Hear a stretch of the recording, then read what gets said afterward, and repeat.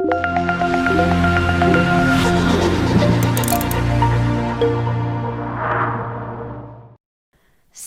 our last panel of the day about bots and future technologies and what our future will look like. This is probably the one topic that scares me and also excites me.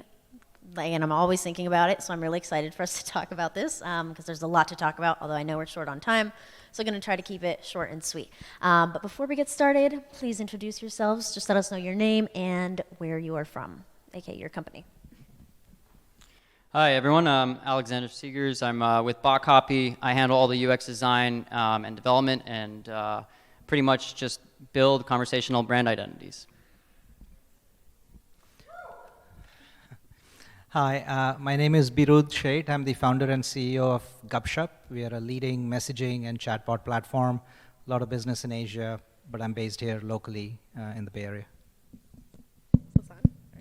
Hi everyone, my name is Anamita Guha, and I'm a product manager at IBM Watson. I work on a team called the Watson Developer Labs and the AR/VR Labs, and our goal is to get developers onto the Watson platform. My focus is on conversational interfaces. Hi, I'm Nathan Shedroff. If you were here at the very beginning of the conference, you've already heard my spiel. I'm with Seed Token, and we're putting bot stores on the blockchain. Great. My name is Huang. I'm with Oracle, and I'm product management for our Oracle Mobile and also Chatbot platform as a market today. Fantastic. Yeah, you can keep that mic so we can have one at both ends. Cool. So my first question for you guys is, how integrated do you think chatbots will be with our daily lives, say, in the coming 5 years? And do you think that we'll be talking to a lot of different bots, both voice and chat, on a daily basis, or will it be primarily one or two that do everything we need them to? So I think with the release of Google Duplex, it's I would like to see personal assistants for everybody. I think we could be a lot more efficient in our daily lives, but I don't see business bots going out of the picture. What I do see going differently is, take a look at this room, right? You got the people in the back, you're looking down, you're scrunched over on your laptops. The others, you're looking down at your mobile phone.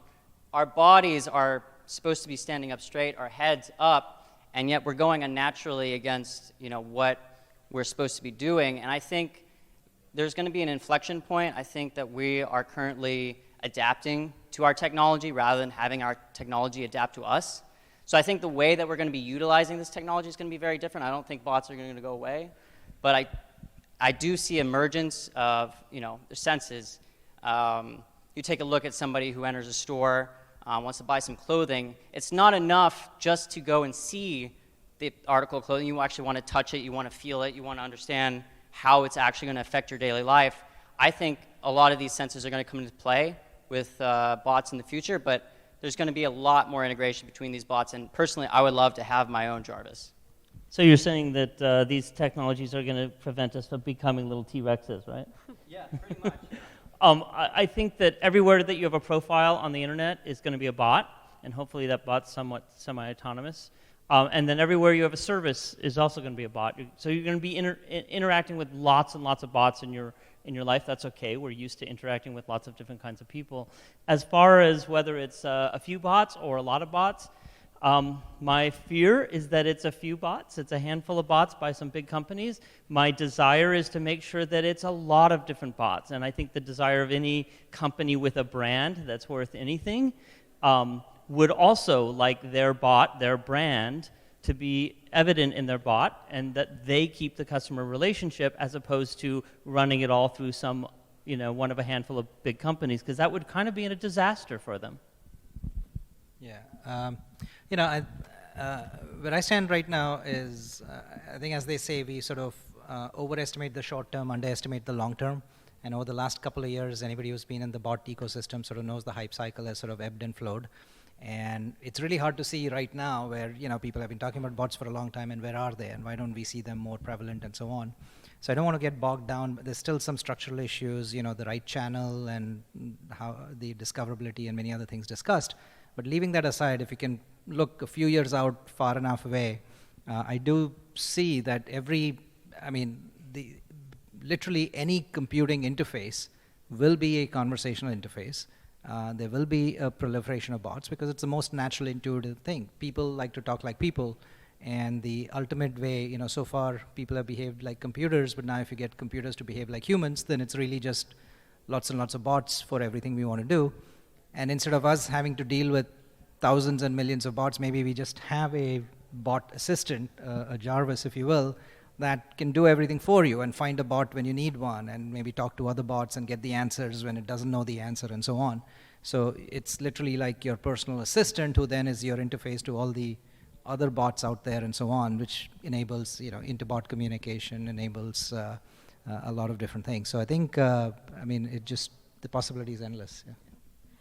I'm a firm believer in the future is IoT. Bots are very much a foundation to that. So there'll be one point where your car can talk to your fridge, which can talk to your watch, which can talk to a mirror or some sort of if you're in New York, those Link NYC boxes. Everything knows who you are and what you're doing. So, for example, in the morning, I'm out of milk. I use it for my cereal. My fridge lets me know you're out of milk. So then it lets my watch know that I have to set a reminder as I'm driving by the grocery store. It's you need to buy milk. So everything's kind of connected, and it leads to a place where there are all these bots and they're all working together, but it's creating this personalized life for you so that you're able to work on things that are a little more taxing rather than remembering to buy milk.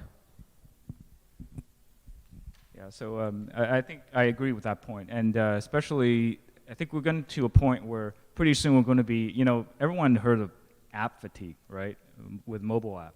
We're going to get bot fatigue, right? So I think the emergence of a digital assistant which can route the request to the appropriate bot is going to be a critical thing.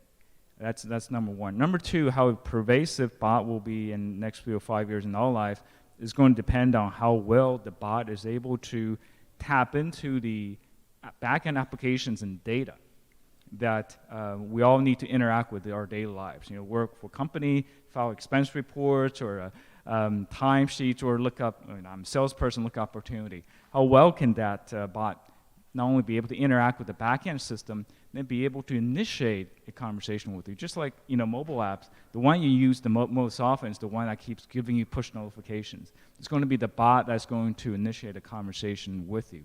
So I think the critical thing depends on how well that happens. It's going to determine how pervasive it's going to be in our lives. Awesome. So to hone in on messaging platforms, do you guys see WhatsApp becoming the WeChat of emerging markets outside of China, and why or why not? Everyone start.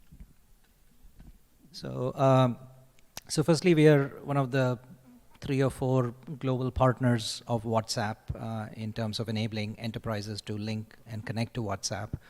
WhatsApp certainly has the potential, right? But I think there's still a long way to go.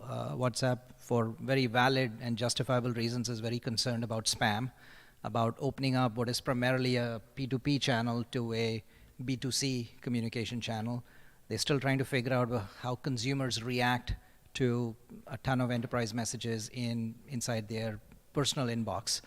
So a lot remains to be seen, and they're being very cautious, very careful, selectively and individually approving each and every enterprise, and there's only a few dozen enterprises, not even, that are live there, right? So I think there's a long way to go before we start predicting it's the next WeChat. For that, you need open interfaces like Facebook Messenger, you need a whole lot more tools, a lot more capabilities, and so on.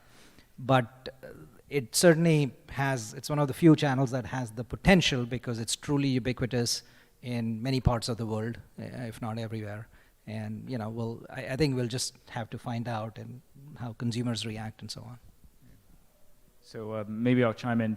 I think the other determining factor actually is what how Facebook is going to, what their plans are in opening up the platform, right? And without the ability to interact with the APIs and backend, it's going to limit the ability to be able to leverage that. And I think there are something done there, and I think we're all talking to Facebook about their plans and WhatsApp for business. I think that's going to be, but a lot has to do with them, I'll say. I'll add one more thing. I think we're living in a world right now where everyone's concerned about their data, and governments are starting to regulate what we share and with whom. So GDPR, for example. So with bots and messaging platforms, I think we need government buy-in before we make something ubiquitous, and seeing how different parts of the world respond to different messaging platforms. There's a reason why like Cocoa is popular in Korea or something else is popular in China, etc. I'd just like to add, I think the circumstances are slightly different. With WeChat, you have a government backing within China. Every business is there. They also have apps within it. So it's a little bit different of an ecosystem than what WhatsApp has. WhatsApp also has, that Facebook backing, and we did go through, everything that's been going on with Facebook, with, testifying in front of Congress and the European Parliament. So I think the ecosystem is slightly different. The circumstances are slightly different. So I'm not really sure on if it's really going to be that platform. My bets are actually not. But again, it's something to see. All right, and lightning round before we answer your questions. Give us your number one prediction in the bot space world, automation, anything you want to in the next 5 years. And we can just go down. I want to take the first shot. I know. I think I'll just reiterate what I mentioned earlier, which is, every computing surface is going to become a conversational interface, bots everywhere. Yeah, I agree with that, but to add more information, I think we're in a very basic stage of conversation when it comes to bots. So right now it's very transactional, like what's the weather outside, or text this to my mom. And I think we'll get to a point in the next 5 years where conversation expands, so it's not just us getting a if-then statement, but rather like for women you could be like, hey, like what kind of birth control should I use? And then you can work with a bot to determine something, because bots have something very pure about the anonymousness of it. So using it for that sort of power, I think, is where we'll go in the next couple of years, because people are going to find these use cases helpful. I hate making predictions. I think conversational interfaces are going to open up computing and services to a whole bunch of users that have never essentially had an effective use of these things before. That's a really good thing. I think that they're going to move. I think they're going to get constrained in the EU and the US, and most of the really interesting development's going to happen in Asia and elsewhere. That's not necessarily a good thing for anyone involved because of the differences in regulation, but I think it's sort of inevitable unless the EU and the US does something to get its act together in terms of governance and does something about this. Great. I think, just short answer, I think in the next 3 or 5 years, the major change is going to be an emergence of this concept digital assistant, and the ability for one to be able to route and to multiple chatbot, where we call these skills.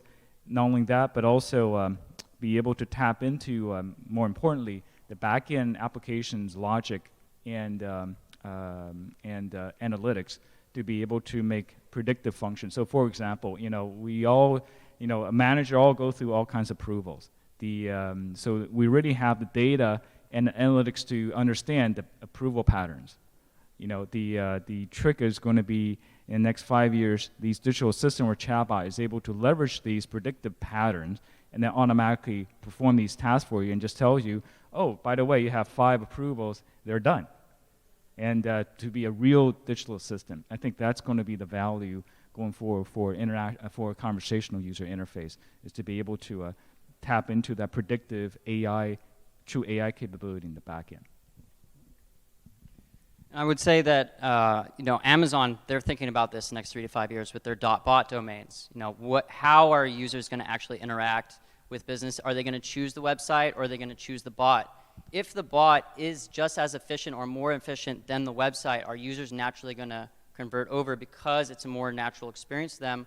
Or are they going to be stuck in a .com era of always going to .com? I think there's going to be a change in terms of this awareness about .bots, or having just a bot on a website and understanding which one is actually a live agent or which one is a bot, and what can actually help you, which one's going to help you further. So I think the way that we design these interfaces, websites in particular, are a little outdated, and I think that whole experience I would love to see change in the next 3 to 5 years. I think talking to your screen as the point you brought up before, is going to be something that's going to be much more efficient in our daily lives. Yeah, I have to jump in there because I don't think it's an either or. I think that people are multimodal to begin with, and they'll go to the bot for some things, and they'll go to the website for other things, and they'll go in the store for other things, and they'll call up for still other things. So you're right that we need to change our design process to be completely multimodal, and these things can't live within different divisions or different channels within a company. Fantastic point. And with that, give our panelists a round of applause. Thank you so much, guys, for your insights. All right, audience questions. I see a couple already, so.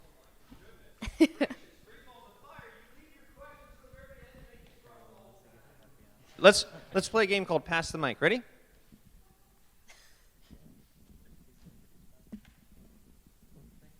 So what do you guys think about Elon Musk's Neuralink as being part of the future of technologies and how bots may or may not be part of that kind of invention?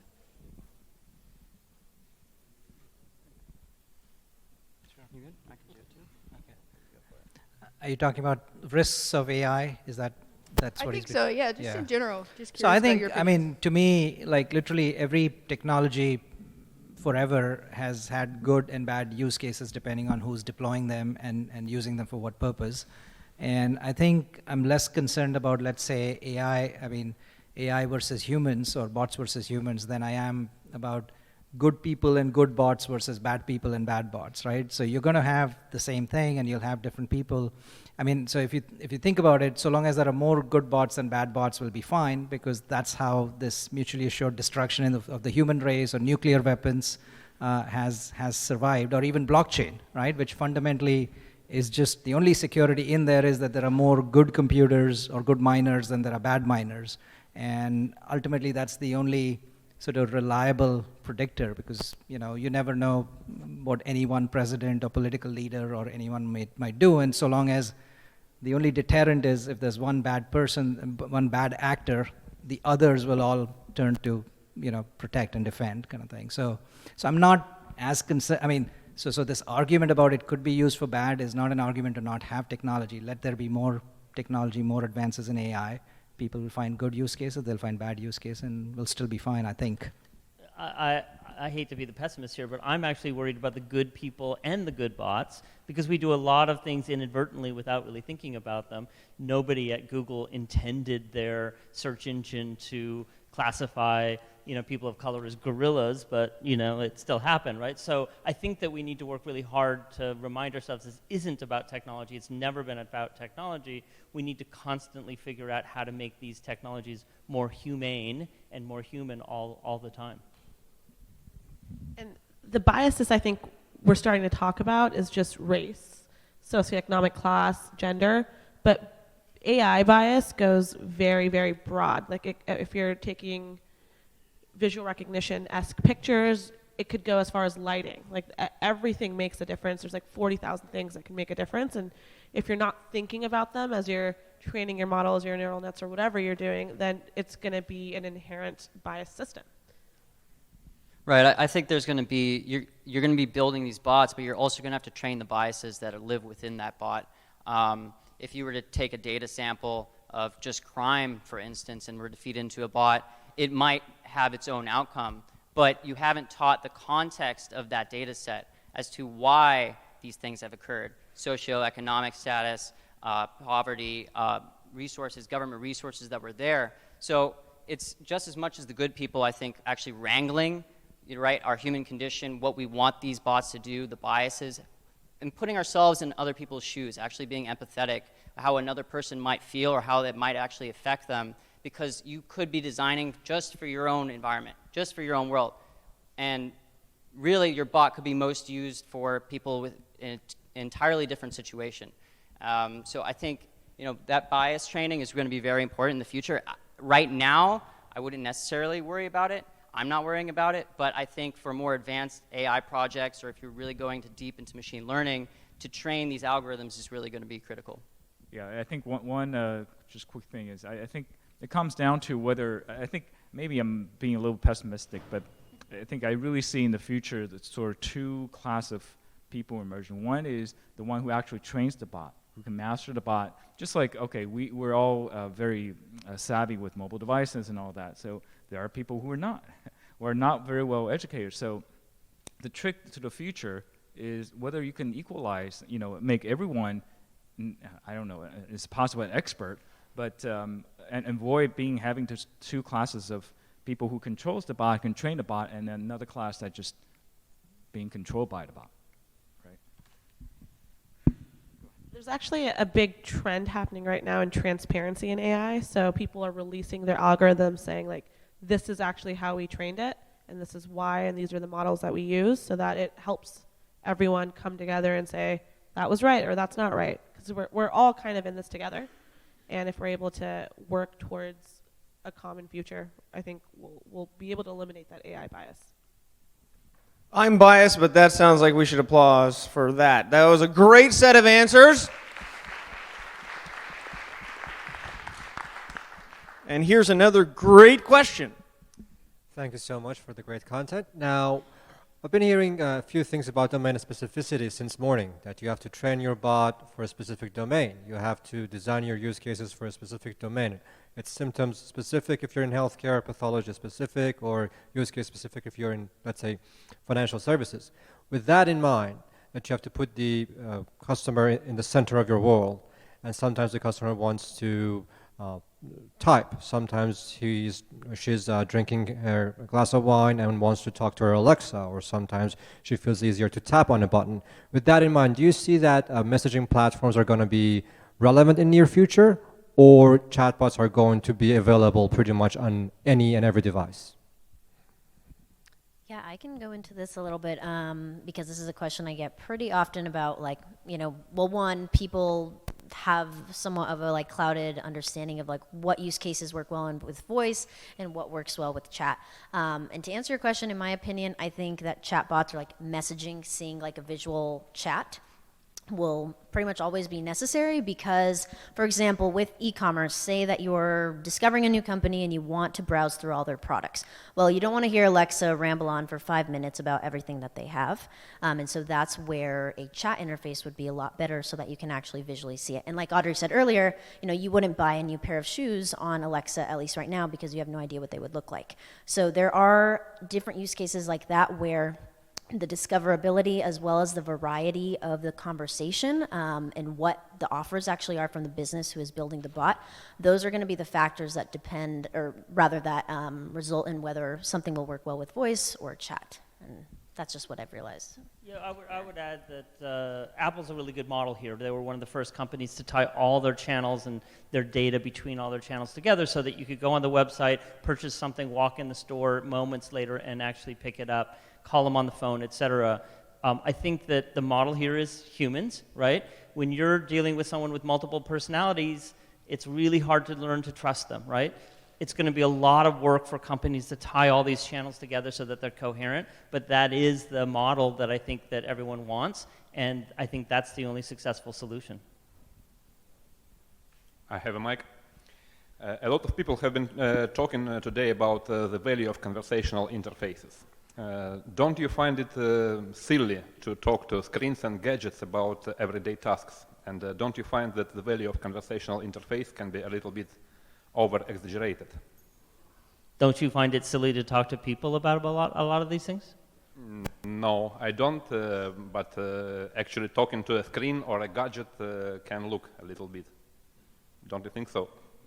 We do it all the time. It's very human. You probably, when your gas gauge on your car is almost out, you sort of pet your dashboard and say, please, just another mile, I'm almost there. I mean, it's a very natural thing. And you're right. Sometimes it's really silly if you're going to talk to your Roomba and say, you're not going to ask your Roomba, how was your day today? But you will say, do you need recharging? Or, get out of here in 20 minutes because I have friends coming over. I think it's up to us as designers to figure out how to use these things appropriately, and as long as it's an appropriate conversation, it's not going to be a silly one. I actually think if you look at every single children's book, you anthropomorphize everything. So we're born giving voices and talking to things that don't actually have voices. So us doing this brings us back to kind of our childhood roots and makes us maybe more imaginative and allows us to do more neural connections and create more things. Yeah, and on that point, sorry, I have to just say this. We jump to anthropomorphize everything naturally, and that's fine, we do it, but it is a huge mistake in this industry at the state of its technology now to anthropomorphize. You will get way farther with way better experiences and way more endearing bots if you zoomorphize things. In other words, don't make them human, make them cute pets, make them, abstract. You can get all the play for, things being talkative and having expressive eyes without raising the expectations that this is a human and capable of human-level intelligence. I also want to add something there. I think we'll get there. I think we're starting to see people creating digital humans and all of that. But right now we're in this place where people are scared of AI and scared of where it can take us. So doing something like making it an animal or some sort of cute robot-looking thing makes it better and eases people into this technology. All right, another burning question. Who wants the last fiery question? Okay, is it going to be a magic trick? Is this going to be a trick question? Is your question just going to vanish into thin air? Okay, here you go. If you got it? Mind reading now. So I saw in the title, there was a lot of mention about AR, augmented reality. Somebody mentioned Internet of Things. Cool technologies, but where do they fit in chatbots? I think we're there already. So if you're in an AR environment, or if you're in a VR, I'll start with AR first. People are using bots to do a lot of different simulations. So the US Army, for example, they have bots to help train. So instead of flying people out to Afghanistan to see how they would interact with someone, you can have someone in front of you in an environment that you're familiar with to train. Same thing with VR. VR, most use cases you'll see are in gaming, where you have personalized assistants or a robot that you're talking to issue commands and do different things. But there's also training. So the AA uses VR to help people in the program figure out what would happen if they're in a bar and how they would respond. So there's humans in there that you're talking to, and that digital human or that virtual entity, in essence, is built on a bot, because that's the foundation of it. And I think another use case is really in terms of object and image recognition, object recognition. Be able to use bot as an interface to capture an image and camera. I mean, there are technology that can do that now through a messaging application and chatbot. Then use the AI engine to do image recognition. Somebody goes shopping for, I don't know, a dress, and couldn't find it, and maybe upload a picture of the dress that in the back end does an image recognition and make a recommendation based on that. Or even if something that didn't come up, you upload a picture and goes to the back end, and then when something is found, sent you a notification, hey, it's there. So I think these are integrations are beginning to emerge, and there's more and more of these what we call cognitive AI services are being built into these platforms.